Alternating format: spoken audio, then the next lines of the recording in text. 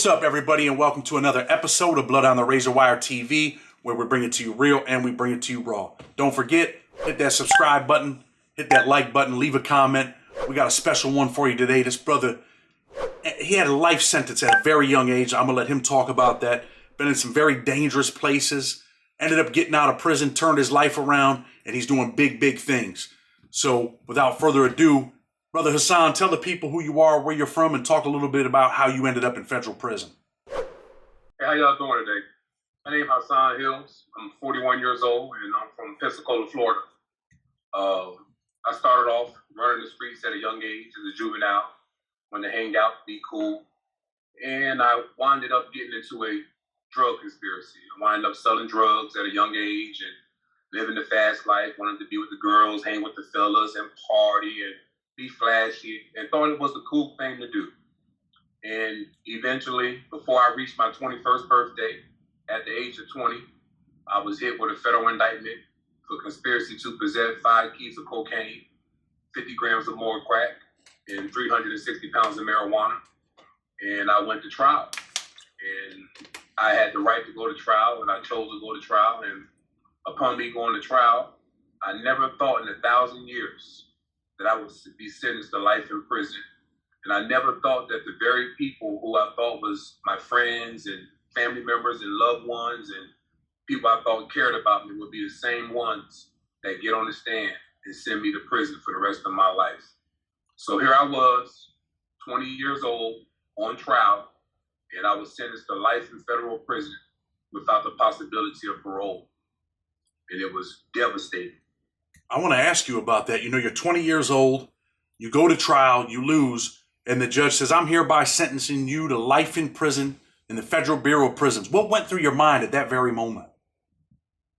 Well, for the first 24 to 48 hours, I was in a state of shock. Like, is this real? You know?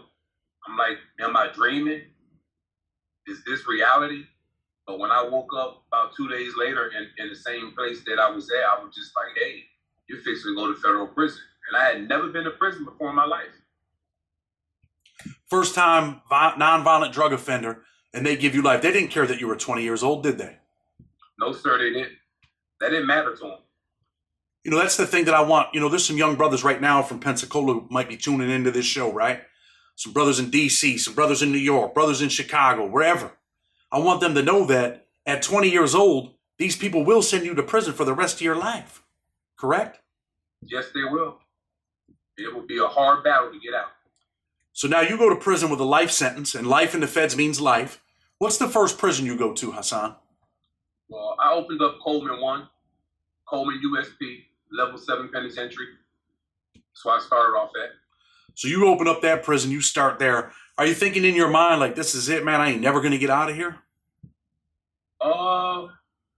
I can't say it in that aspect because I have always been a firm believer in God. And I didn't believe that he brought me on this earth to spend the rest of my life in prison.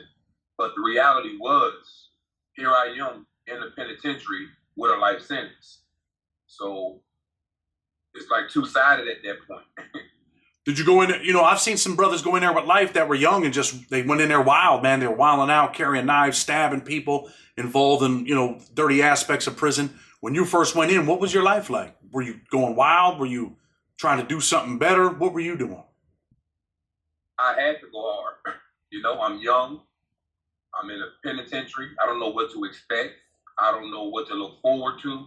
All I know is about the stories I've heard. But now I'm actually walking in that situation and dealing with the politics of prison. If you have ever been there, do you know what I'm talking about? You're going to be with somebody. You're going to be somewhere. Certain things that you might not want to do that you're going to do. You're going to put work in.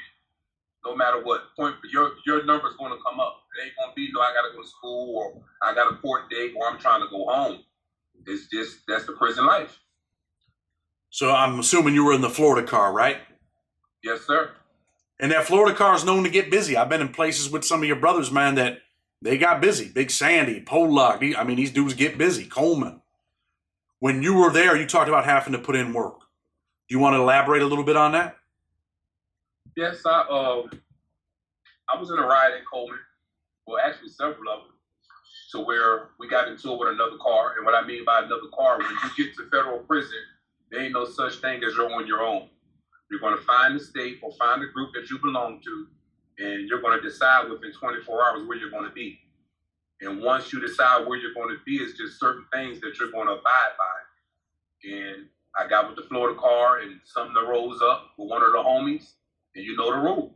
One go, we all go. Were you over there in Coleman with Booby? Yes. I spent some time with Booby. I tried to help him with his case as a jailhouse lawyer. Did a lot of work for Booby. Booby was hey, listen, man, Booby was a good dude. Some people might say he was a bad dude in the street, but he was a pretty good dude. Was he the shot caller when you were there? We didn't really have no shot caller due to the aspect of how many cars we had from Florida, but we had overseers. So therefore, by me being young, the older generation was pretty much like my overseer. And we did pretty much everything as far as majority rules. So you know how that goes. You can be voted off just because somebody don't like you, so you don't create no enemies. For sure. So you talked about a little bit about these riots at Coleman 1 with other cars. What other car did you guys clash with? Where you want me to start at? Start with the first one that you remember. The first one I remember was with the DC car. And we had just opened up, and you know, they go hard, they represent. But here we are, the first penitentiary in Florida. Everybody that had been down had never been home. They had been in Leavenworth and Beaumont and Lewisburg, Allenwood, and now we got a penitentiary in Florida. So all those guys came home. And it was already understood, and they told us, in the event that we get into it with the DC car, y'all are to take off and go hard. And they bought a whole busload of them there. And when they bought a busload on there on that Wednesday and Thursday, that Friday, me and a couple of my homies from Pensacola, we got into it on the yard with them, and that was the whole yard. And it was ongoing. It wasn't just no one fight or one thing went down. I'm talking about everywhere there was a person from D.C. at and a person from Florida, it went down. And it was ugly. Let me ask you this, and you don't have to answer this if you don't want to. You ever have to stab somebody in federal prison? And I'm going somewhere with this related to PTSD. Yes. I had to put work in. Not at Coleman, but I had to put work in. I had no choice. My life was on the line. And had I not done it in that situation, I don't know if I'll be here with y'all today. I had to. So when you feel like you have to stab someone in prison, and some people might not understand this, sometimes it's stab or be stabbed. What is going through your mind when you're like, damn, man, I'm going to have to stab this dude? Are you rationalizing? Are you trying to think like, man, maybe I shouldn't have to do this? Or are you just like, man, I'm doing it. That's it. Is your heart pumping? How are you feeling in that moment? Well, when the first situation, the first time I ever had to do it, it was like, you know what's going to happen if you don't. And if you've been in prison, you already know when it goes down, the guards are they're not going to save, they're not jumping in front of that knife for you. And your homeboys in your car have a distinguished way of getting you where they need you to be at to get what they need to be done.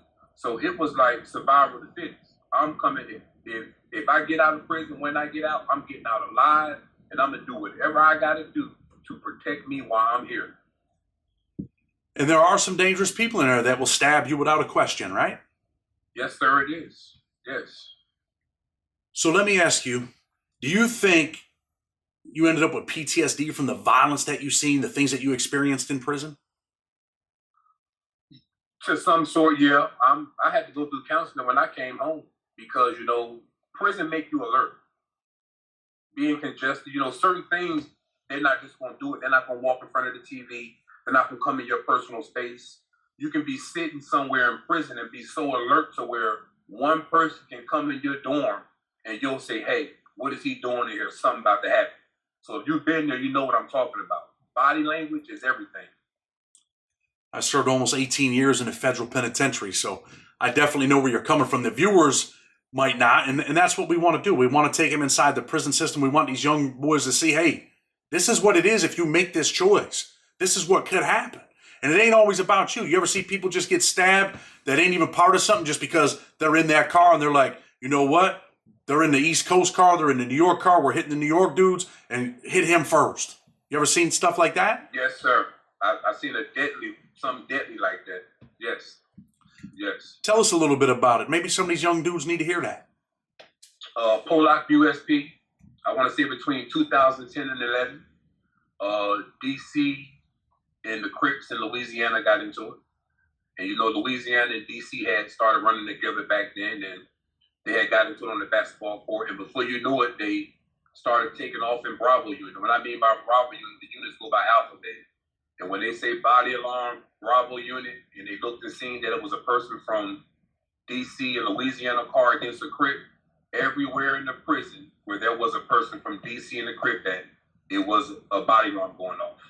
And it was a young dude that was caught up right there in front of the slider by the unit. They closed the slider with 4 dudes out there, and he got butchered right before my eyes.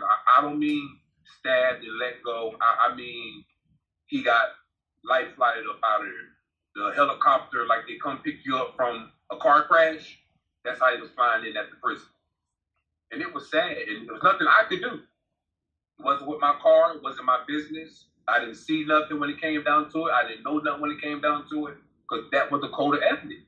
And it was just sad that he had to get stabbed 23 times just for being from a certain place. But that's prison for you.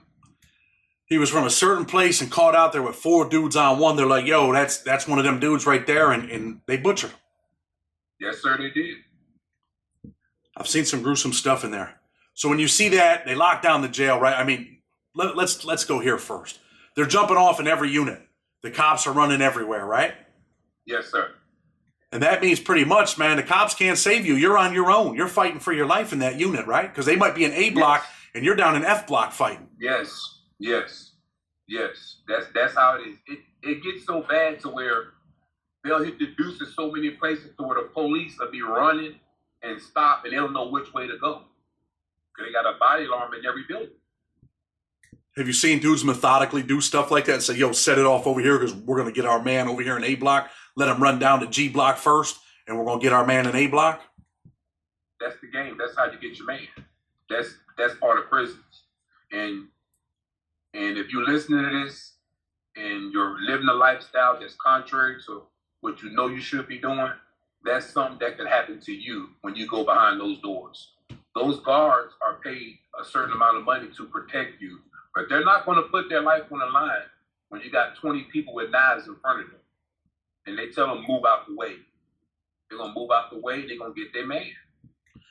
They actually tell the cops, hey, man, don't get involved. And you've probably seen cops fall back until they get enough cops there. Yes, sir. How long would you say it takes for the cops to get there sometimes? 2-3 minutes?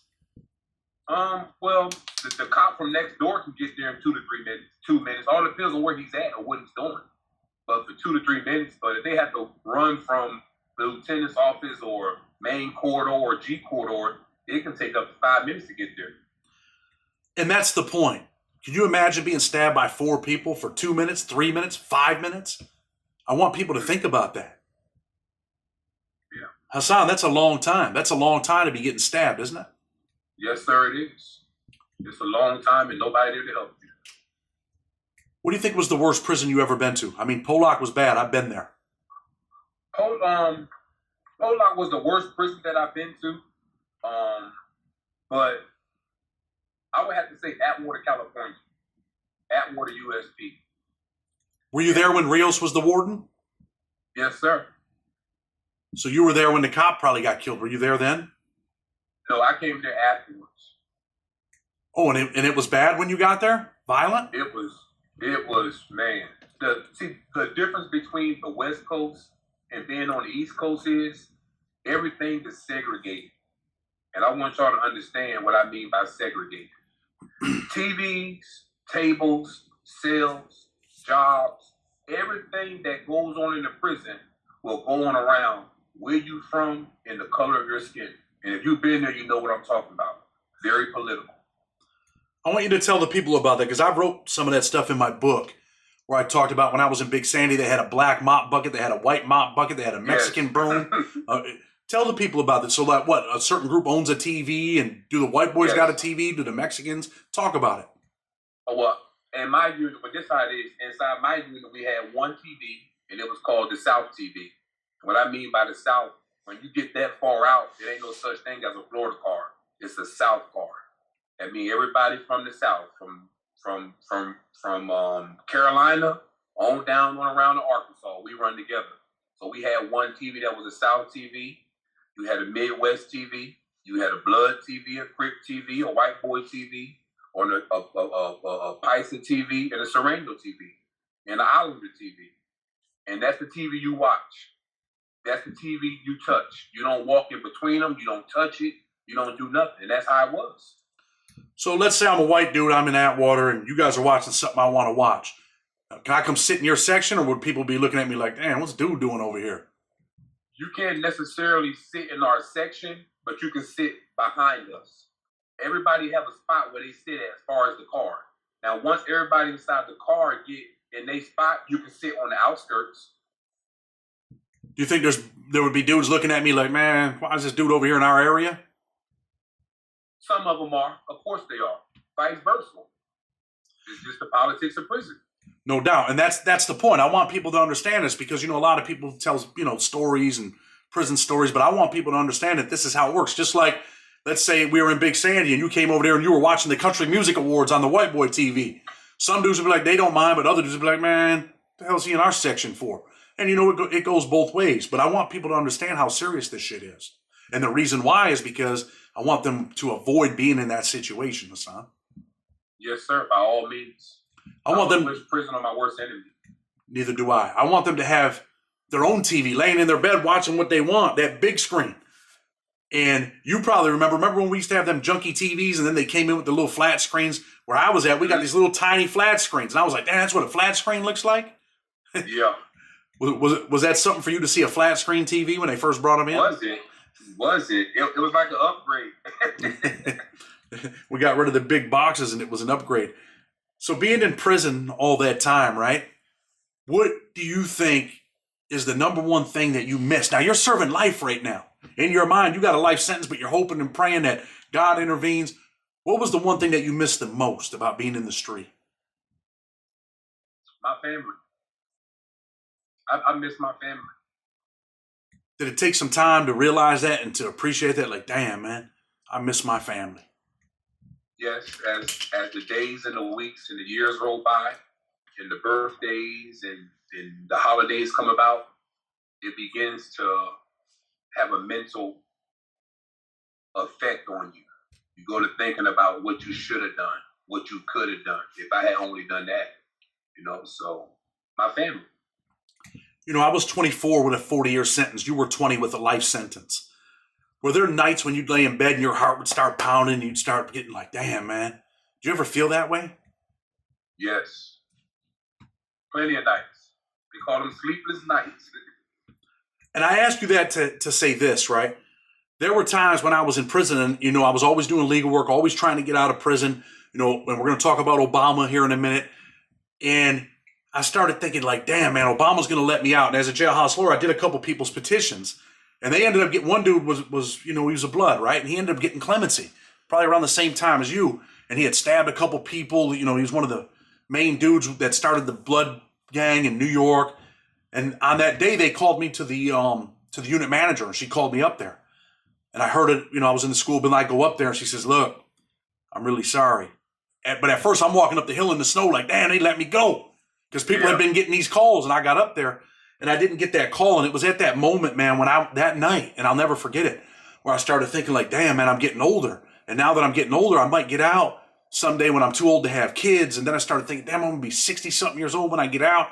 How am I going to get a job? I started to get scared about that type of stuff. Were you ever thinking that stuff? Was your heart ever pounding like, damn, man, am I ever going to get out and have kids? Am I ever going to have a life? Yes. Reality sinks in as you start doing the time and you go to thinking about your life, especially at a young age. To my young people, especially at a young age, you got to think about it. I went in when I was 20. I got out when I was 41. So I never really had a chance really to live life. No matter how good I thought I was living, I didn't get a chance to experience and live life. I spent all my 20s and 30s in prison. So Obama comes around and Obama starts handing out clemency. And this is one thing that bothered me, right? Where Obama would take a guy like you and say, you know what, I'm going to grant you clemency. And you're kind of like, damn, thank God. But he gives you 30 years. He says, look, man, I believe that you're redeemable, but I'm not going to let you out yet. How did you feel when you got your sentence reduced from 30 years? And I'm sure there's two sides, and I want to know about it. Well, me, pro se, if you have ever, well, if you're listening and you have had a life sentence in prison, our main thing is just give me a date. I need a date. If I can get me a date, then I know I can work from that date. Because right now I have letters, life, death. So I would just wanted a date. So when I received the news that he gave me clemency, at that point in time, I didn't really care what it was. I just know I had a date, but I was expecting to come home. So you had a date. So, I mean, there's a point right there where you're like, wow, there's some relief. You feel the weight come off your chest. You know that there's a chance for you to get out of prison. You've already been in there at 16 years and some change at the time. So I'm sure you start laying in your room and you start calculating it. Okay, 16, I'm going to get out in 2027. I'm going to be, I might be 47, 48 years old. I'm going to be all right. Is that what you were doing? I started playing right then and there. Now, did there come a point where you were like, damn, man, I wish Obama would have let me out. He should have let me out. I changed my life. I deserve to get out now. Did that point come? Yeah, I thought about some of the people who had cases that was considered more heinous than mine and whose record was better than mine. So, they took my prison record into consideration. And the only thing that has saved me was that I left Atwater, California, and I went to Yazoo, USP. And during that time, I had a chance to start programming and kind of like shift my behavior, and I hadn't had no shot. But in the past, I had this, and I had to explain to him. You put me in a level 7 penitentiary at the age of 20. This is what I was doing. This is what I had to do in order to survive. But this is who I am now. And I had to grow, and I had to mature in prison and be led and grown up by my friends, my car. That was my family. That was my family in there. And I'm sure it felt bad to leave guys behind, man, that you were like, damn, these brothers right here, they got life. And sometimes they're in there for violent crimes, and you're like, damn, I'm going to have to leave these dudes behind. That hurts a little bit, right? Every day. It's not a day that goes by that I don't reminisce on those that's left behind. How can I forget it? That was once me. I can never forget it. And then they come around and Obama leaves, Trump comes in. What were you thinking when Trump came in? Because I'm going to tell you what I was thinking from my point of view. I wrote an article that night, and it wasn't just about me. The article was about everybody else. When Hillary Clinton lost, I remember standing in my door watching, and I felt the teardrop coming down my eye, and I said, damn, man, I'm stuck here for at least another 4 years.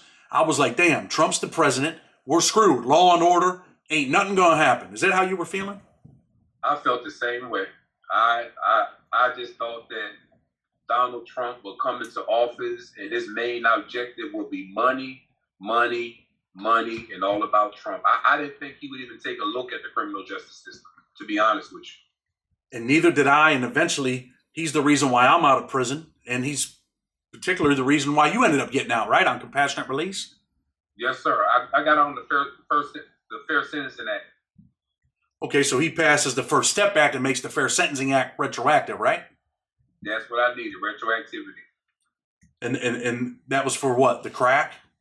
For the crack, the 50 grams of crack. I had 56 grams of crack in my case, and up under 851 B1A with 2 prior convictions with 50 grams or more of crack, you score out the life in prison. When he dropped the First Step Act, I had wrote what was called the Holloway Motion. Holloway was from New York and ended up relocating to Florida. And when I write that motion, as soon as they pass the First Step Act in December, I'm already writing it. I file it in January. And my judge comes back and says, extraordinary cases deserve an extraordinary remedy. And the light bulbs went off. I said, wow, those are the words they use in the First Step Act about compassionate release. If you can show an extraordinary compelling reason to reduce a sentence, then the judge now has the authority to reduce the sentence. And I told this Mexican guy about it. And I said, look, Conrado, this was the Conrado Cantu case. He said, man, I want to get out. And honestly, man, the dude was a sheriff. He was a mayor. He ended up with like 27 years in Texas. I said, if you want to try it, I think I'm right, man. We can experiment. And we tried it. And guess what? It was the first case to win on compassionate release. And then it took off from there. The lawyers started figuring it out. People are getting out of jail. But, we wrote that first motion, and by the grace of God, that brother was a true believer in Christ too, and he got out of prison, man, and that's what's up. Now, I want to talk about you getting out of prison, and we're going to get into what you're doing. So you end up getting that sentence reduction. What do they tell you that day you're getting out that day? Or they're like, hey, you got a date in 3 months. Do they send you to the halfway house? Tell us about it, how you found out you were getting out. Well, they called me to R&D like on February the 3rd. So I go to R&D. R&D is receiving a discharge. That's when you come in at, and that's where you leave from. And I get up there, and I think they're playing the game like, where's the stuff at? I'm like, what are you talking about? Man, you got to get out of here. I'm like, what? You see, the judge signed your papers Friday. We got to have you off the yard by February the 5th. This February the 3rd. So I'm like, February the 5th. And during this time, they're going to quarantine, 14 days we can get out, or you can leave. So they immediately snatched me up off the yard, put me inside of a van, and took me from the low to the penitentiary. And they let me go February the 5th. I didn't even have to quarantine because on my paperwork it said time served. That means I owed them no more time. It said time served. I got the order after I received the news. You also talked about your wife. She waited for you all those years. At 20 years old, she waited for you. Yes. God bless her soul, brother. Yes. Now, they tell you you're getting out. How do you go? Do you catch the bus home? Does your family show up? What prison are you at? I'm at Yazoo. And I made a phone call. I ain't gonna lie. When they let me out that next day, I made a phone call. I told them I was getting out. I'm coming home. And you know the rest. They drove down and picked me up. That's what's up. So then, you get home. Was it difficult adjusting after being in prison all them years? By every means necessary. I'm talking about 2 decades away. Everything has changed. I have lost a lot of loved ones in my life. I lost my mom a year and a half before I came home. I lost my niece in a car wreck. My great aunt who helped raise me. All my great uncles. I lost my grandfather. I mean, I can go on and on and on about the things I've lost in prison. And right now to this day, I haven't really even had a chance to grieve that situation. But I don't think I'm mentally or ready for that. I don't want to go into no stage of depression dealing with that right now. I want to get myself situated and together to be able to deal with it. So mama didn't get to see you come home. And you know what? I'm very sorry to hear that. But you know what? I bet you she was a believer in Christ. Yes, she was. And she's looking down on you now. And guess what? Maybe she was the one up there pulling the strings to make sure you got out, brother. Yeah. Not to cut you off, but my mom planned for my release before I even got home. And my wife would bring my mom to see me once a month, no matter where I was at. They would drive or whatever to come see me. And my mom had started buying socks and boxes, T-shirts, and all this type of stuff for me before I even got out. And she passed while I was gone. And when I came home to my apartment with my wife, she was like, hey, everything over there inside that drawer, inside that chest, in that closet, that's all the stuff your mom had been buying for you. So she believed and she had faith that one day her baby would be home. You had a praying mother. Yes. God bless her. That was my biggest fear, brother. I ain't gonna lie to you, that I wouldn't see my mother, that I was gonna die in prison, or that my mother would die before I got out. And you know what, man? I hate to say it, but you know what? I'm just thankful that I was able to see her, hug her, touch her, spend some Christmases with her. She's in bad shape right now, but damn, brother, I can't even imagine what that's like, man. I can't, man. I really can't. But just know that your mother's watching down on you, man. Let's talk about now that you're out. You're out moving around. You get a job right away. What do you do? I'm a cook. I work for a seafood restaurant in Alabama, and I work downtown at a hotel as a maintenance guy. It's hard starting over. It's hard. You got to think about it. After doing 20 years in prison, you have to buy everything all over again. You need everything. So I had to work. And how many jobs you end up getting right from the door? I worked 3 jobs, but I sold myself. I went on interviews for the first month, I just kicked back. I didn't do nothing. Reality had to sink in. I didn't really realize that I was home until like 4 days after I got out. When I was able to open up my door and walk outside 2 o'clock in the morning and like breathe. And a tear came down my eyes and I said, Lord, you opened up this door and you got me out and I got to do the right thing. And that's when reality sunk in. That's what's up. What's the first thing you ate? Well, I'm a pescatarian. I don't eat meat. I only eat seafood and vegetables. But the first thing I ate was Captain D's. Well, I thought, being from the South, I thought you were going to tell me, well, you had some Southern fried chicken, but you don't eat meat. I just went to a soul food restaurant, man, the other day in my neighborhood. It was so good, brother. I had to go back the next day. My wife was like, "What? It's cold." I said, "Man, load the baby," because I just had 2 newborn twins. I said, "Load the babies up. We're going to this soul food restaurant. I got to get that one more time." You know what I mean? So the food in there, I mean, you've seen the food change in federal prison, right? Yes, by all means. Absolutely horrible now, right? Yes. When I first came in, they had a menu. They had soda machines. They had ice cream machines. They had a salad bar. They had a bread bar. I'm not gonna lie. I thought I was in college when I first came in. They had scrambled eggs. They had BLTs. They had fried chicken. I'm talking about they had meals. Then around about 2007, it went downhill, man. It's terrible. I mean, I remember the days when you're coming through the line and they're asking how you want your eggs. They're looking down the line. Yes. And then 2007, 2008, 2009, salad bars started coming out. Just things went bad, and plenty of brothers go hungry at night, don't they? Of course, at all times. That national menu is just something that needs to be addressed. If you ain't got nobody supporting you on the streets, or somebody who can look out for you in prison, or things go on in prison, then you're going to starve, literally. I've seen people live off ramen noodles, brother. Yes, that's the prison go-to. Sad. So you're out of prison. I know you've been doing something with the youth out here, getting out a message and talking to them, and some stuff at the juvenile facility. Talk a little bit about that. Well, for the past about 30 to 60 days, my life has took a dramatic shift in what I wanted to do. I wanted to get out, start me a mobile food truck business. That's what I enjoy doing. Go to school, become an executive chef. So I got out, I get the jobs, and all of a sudden I bump into some people, and I see people getting out of prison, and I see what's needed. So I'm like, well, Hassan, what are you going to do about it? So my whole agenda now is reentry reform.